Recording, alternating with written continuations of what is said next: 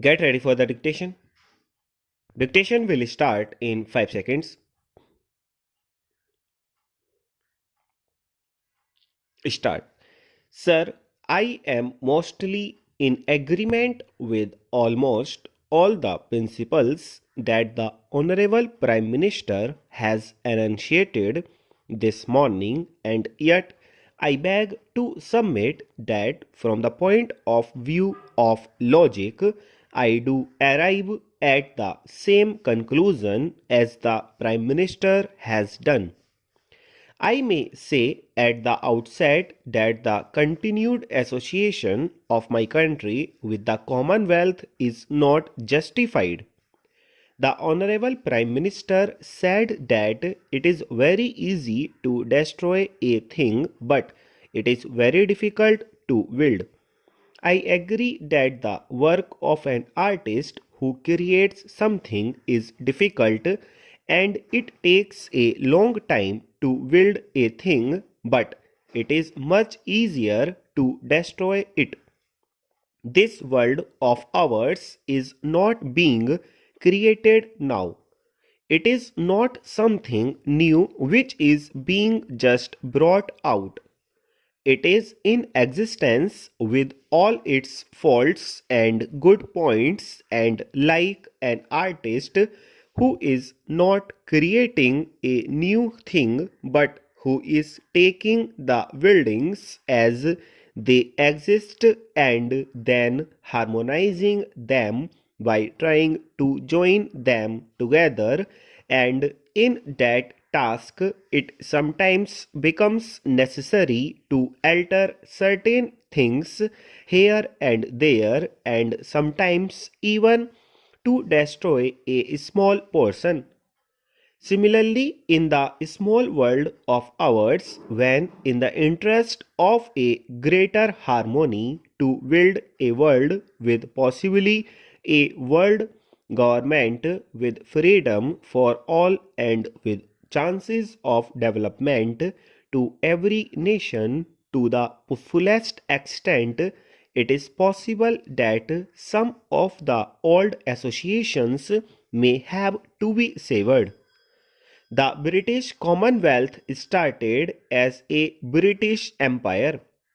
It had a purpose in this world. Whether it was a colonial purpose or some other purpose, it came into existence with a certain purpose. And then, as the world went on changing, the British Empire also went on changing.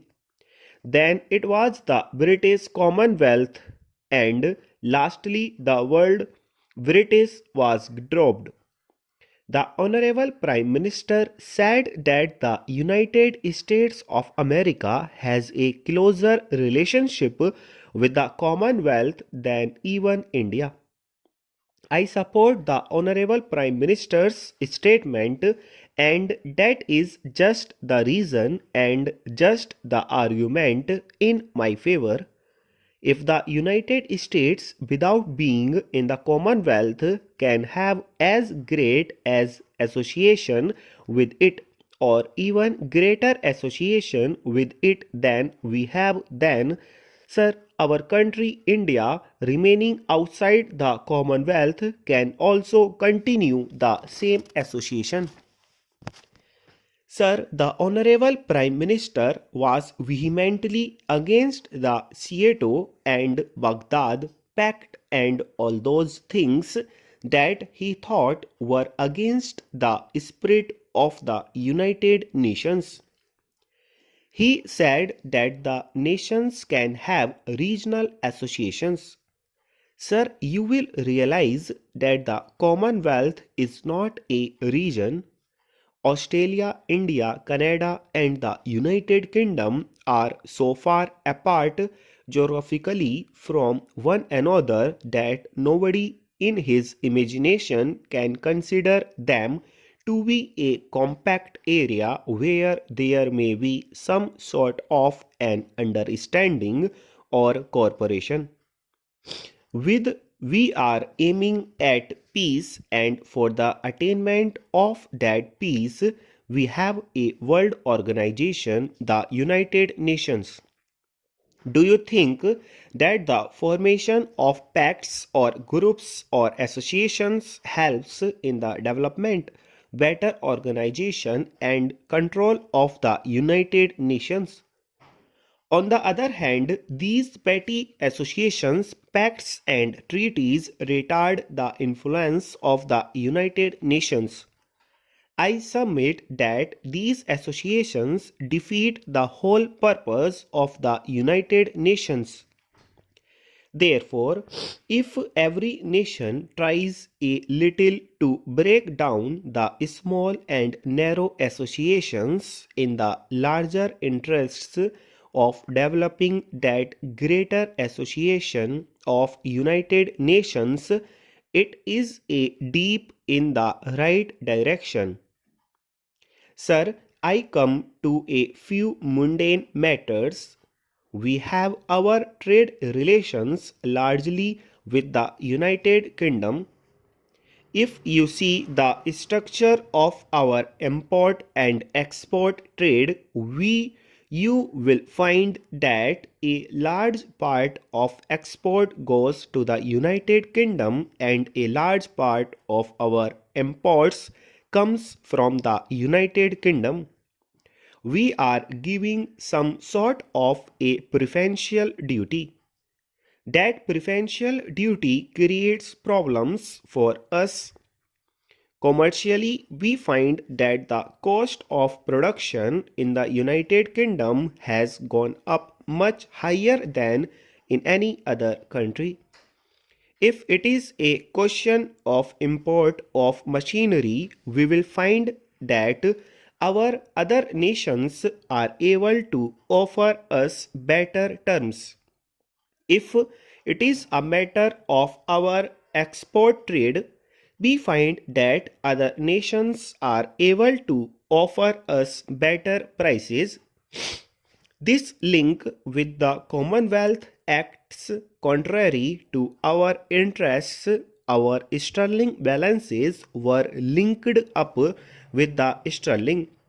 Sir, you know that in 1988 the sterling was worth about $5. Then the sterling was devalued to $2.80. The value of the pound came down by nearly 40%. We had to devalue our currency because we had linked it up with the sterling currency. If it had not been linked up with the sterling, it would have had to be appreciated by 40%. Thus, perforce, we had to rearrange our entire fiscal policy in this way. Mr. Deputy Chairman, as the Honorable Minister has said, there is practically unanimity of opinion in India that there must be standardization in the matter of our weights and measures. All modern concepts and practices with regard to weights and measures have been on the basis of the decimal system, and the earlier we catch up with the rest of the world in this matter, the better for us in this country also. The main question to consider is how quickly and how effectively can we implement the provisions of this bill. Of course, there are numerous difficulties in the way. The first step is to get out of the present chaotic system. The common pupil will have to understand the benefits of a new system and what exactly it is. Full stop.